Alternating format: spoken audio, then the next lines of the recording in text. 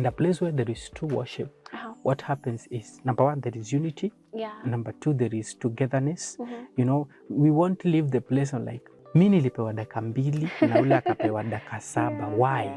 You know, maybe there was a set list that someone was singing, and then you realize, you know what, by song I didn't even do my set. Time had already gone. Now we start having issues, you know. We leave the place, you know, because so and so has not been paid, so and so has been paid, and we start having fights, and in fights, then it will tell you there's no true worship there. If you live a worship experience, especially for the band and the people organizing, and after that we start having fights because of some minor issues, then true worship didn't happen, because we're supposed to live united.